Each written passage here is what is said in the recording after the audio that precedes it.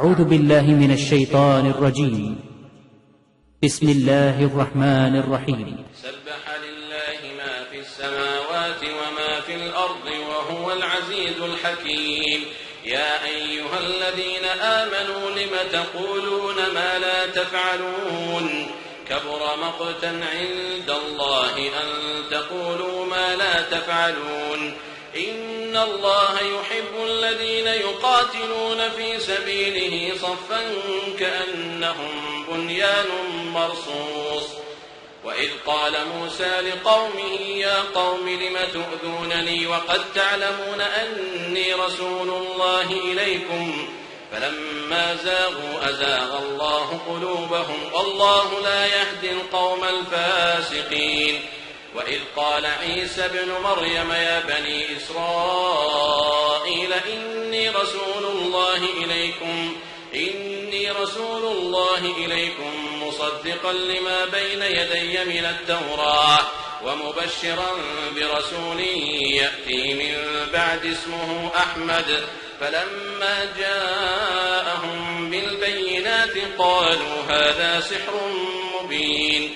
ومن أظلم ممن افترى على الله الكذب وهو يدعى إلى الإسلام والله لا يهدي القوم الظالمين. يريدون ليطفئوا نور الله بأفواههم والله متم نوره ولو كره الكافرون.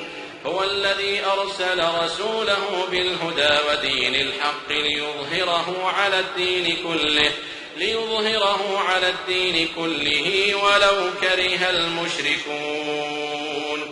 يا أيها الذين آمنوا هل أدلكم على تجارة تنجيكم من عذاب أليم تؤمنون بالله ورسوله وتجاهدون في سبيل الله بأموالكم وأنفسكم ذلكم خير لكم إن كنتم تعلمون.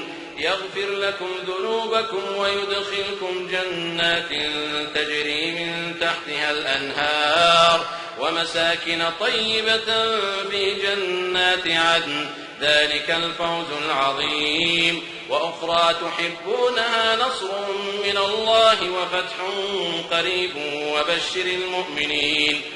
يا أيها الذين آمنوا كونوا أنصار الله كما قال عيسى ابن مريم للحواريين من أنصاري إلى الله قال الحواريون نحن أنصار الله.